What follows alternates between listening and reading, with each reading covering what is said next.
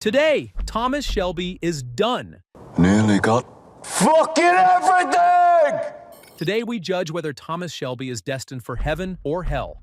Thomas Shelby, the man who smokes like a chimney, drinks like a fish, and outsmarts his enemies before breakfast. A war hero, a businessman, a gangster, and quite possibly the most stressed-out man in all of Birmingham. While many of you perceive Tommy as a flawed man, I believe that he was just trying to cope with the things life threw at him. What are you doing, Tommy? Shoveling shit, Scully. To remind myself what I'd be. I wasn't who I am. So let's find out when the judgment day comes. What happens to Thomas Shelby? Does he walk through the pearly gates, cigarette in hand? Or is he sent straight to the flames where Satan's got a betting shop waiting for him? We got a scoring system for that, and this is how it works. We'll weigh his good deeds against his sins, tracking them on our heroism bar and sinfulness bar. If he shows signs of redemption, that gets factored in too. Good acts will add points to his heroism bar. Crimes and betrayals will fill up the sinfulness bar. Moments of redemption will be his last hope for salvation. At the end, we'll do the math and deliver the ultimate verdict: heaven or hell. Let's get started. Thomas Shelby, step forward. For all his sins, Thomas has done his share of good, not just for himself, but for his family and the people of Birmingham. Whether it's protecting his loved ones, providing jobs, or even sacrificing for others, there's more to him than just crime and power. Protecting Ada's reputation. When Ada Shelby finds herself pregnant with Freddie Thorne's child, Tommy doesn't turn his back on her, even though society at the time would have. An unmarried woman having a child in 1919 was a scandal, something that could ruin a woman's reputation forever. Despite his initial anger and disapproval, Tommy steps in, not as a gang leader, but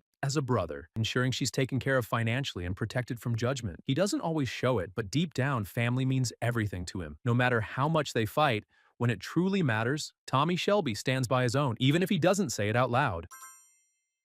You loaded Ada with your bastard because she's a Shelby.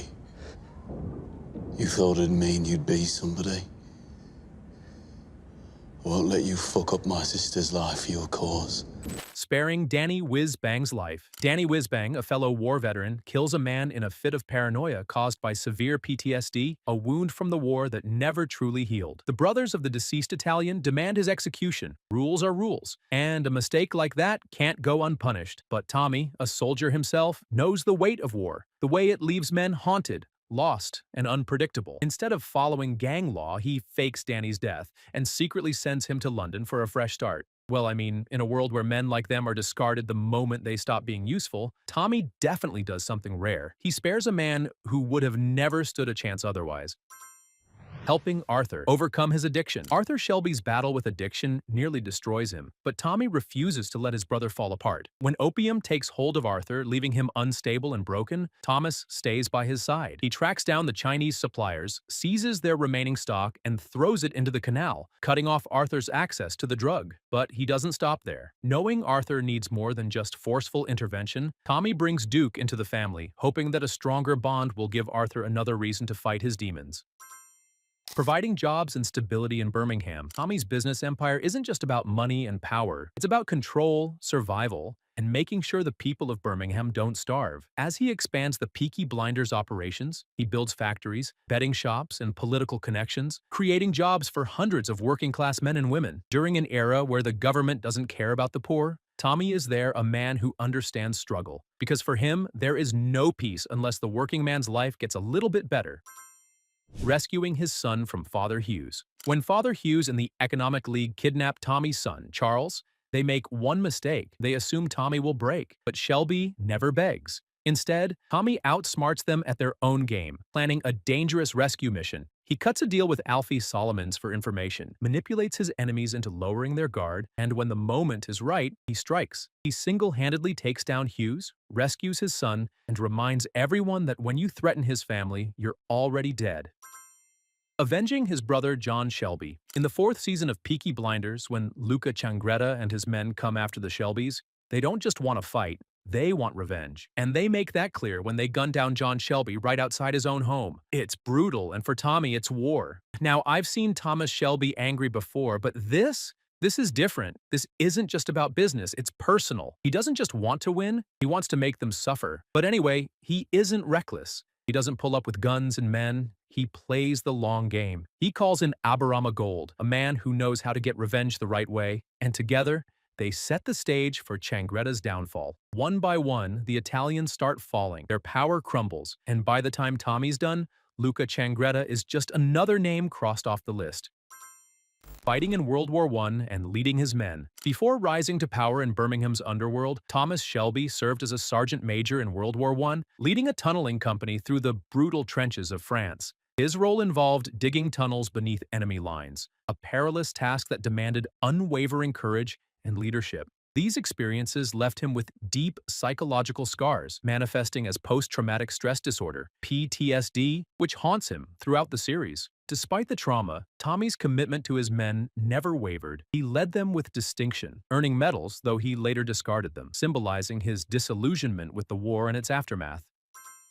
Thomas Shelby earns 310 points for being a good guy. He indeed has done a lot of good, but does that outweigh the bad? Let's move on to his sins, and there are many to count. Thomas Shelby isn't just a man of ambition, he's a man of blood, betrayal, and crime. Every move he makes, every deal he strikes, there's always a price, and usually someone else pays it. He's built an empire, but not without getting his hands dirty. Actually, very dirty. Let's count the sins that tip the scales against him. Fixing horse races with fake curses. Thomas manipulates a Chinese girl into performing a fake ritual to boost his horse's odds in an upcoming race. He convinces her to publicly perform a spell, leading the local betting community into believing his horse is cursed. This deception causes the odds to shift in his favor, allowing him to place bets at better rates. This cunning move symbolizes Tommy's willingness to exploit superstitions for personal gain, highlighting his strategic mind and the lengths he will go to ensure the Peaky Blinders' success.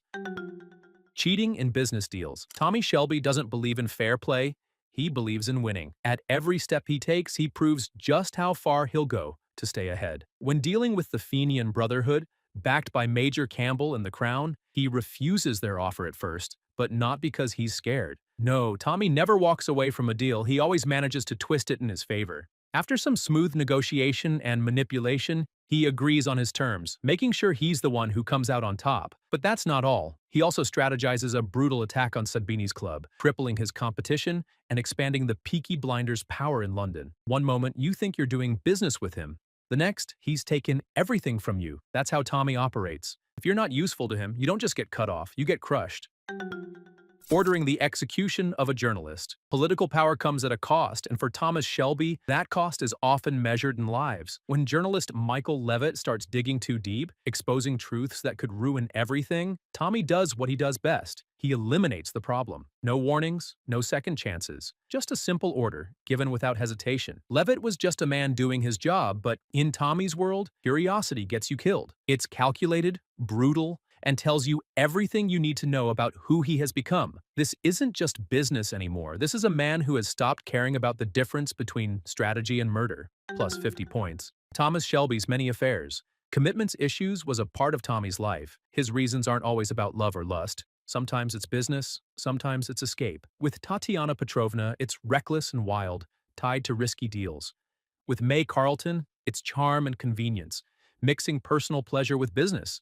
Even his love for Grace Burgess started with lies, as she was meant to spy on him. For Tommy, relationships never last. Sooner or later, he always moves on. Plus 50 points. Betraying Alfie Solomons.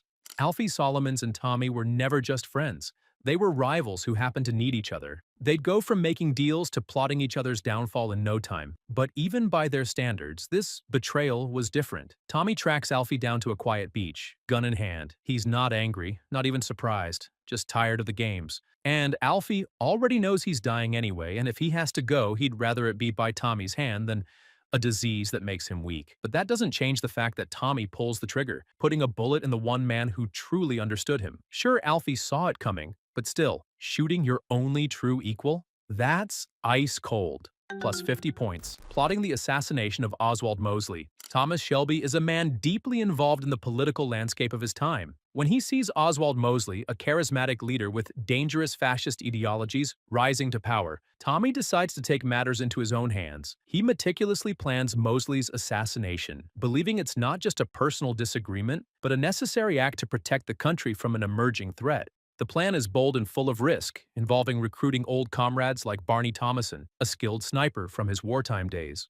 Tommy's strategy reflects his willingness to cross lines, blurring the boundaries between right and wrong. Despite his careful planning, the assassination attempt fails, leading to tragic consequences and exposing the fragility of Tommy's position in both the criminal underworld and the political scene. 100 points. With every bullet fired, every deal broken, every life taken, Tommy adds a total of 260 points on the sinfulness scale. But is there any hope of redemption?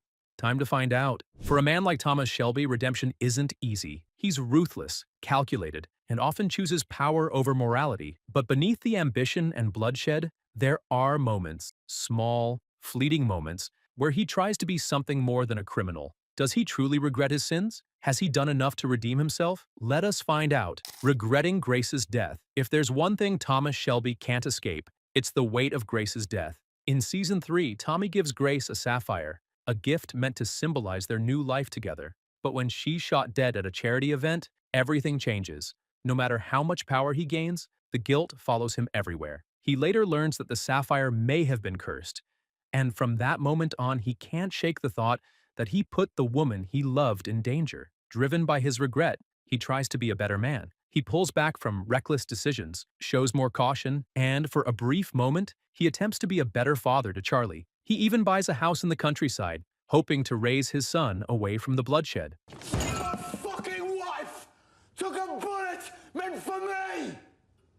By Season 5, the regret is so overwhelming that he starts seeing her. Hallucinations of Grace appear in the quiet moments, her voice whispering to him, her presence lingering like a shadow. She isn't just a memory, she's a reminder of everything he lost, everything he can't fix. No amount of whiskey, money, or power can bring her back, and Tommy knows it. Trying to save Duke, Tommy Shelby has spent his life chasing power, but discovering his long-lost son, Duke, gives him a chance to break the cycle. After Ruby's funeral, Esme reveals Duke's existence, and Tommy wastes no time bringing him into the family, naming him his successor. Lizzie resents how easily Tommy accepts Duke, seeing it as yet another betrayal. But for Tommy, this isn't just about legacy, it's about redemption. He wants Duke to inherit the name, not the sins that come with it. A different path, a different fate. But whether breaking the cycle is even possible for a Shelby, that's something I wonder too. He's done a lot of terrible things, but he's also fought his demons, sometimes winning, sometimes losing. This is proven by his 80 redemption points. I may have missed some of his good deeds, sins, and regrets, but for a character as complex as Tommy Shelby, picking a side isn't easy. After going through everything, it's time to deliver the final judgment. There's no rest for me in this world. Final calculations. Heroism. Total, 310 points. Redemption in total, 80 points. Sinfulness. Total, 260 points. When we put everything on the scale, Thomas Shelby's story is a battle between good and evil. On one side, we have his heroic acts, the times he protected his family, saved lives, and did what he could to help the people of Birmingham. All of that earned him a total of 310 points. But on the other side, there are his sins, betrayals, murders, and the blood he spilled to build his empire. Those add up to 260 points. Now, if we stopped here, his good and bad would almost cancel each other out. But there's one last thing to consider: redemption. As ruthless as he is, Tommy has tried, in his own way, to make things right. He has sought redemption, shown moments of mercy, and taken small steps to put an end to the violence. That effort earns him 80 extra points, outweighing his sins in the end. Okay, so after the final calculations, poor Thomas Shelby goes to heaven. No need to call me out for that.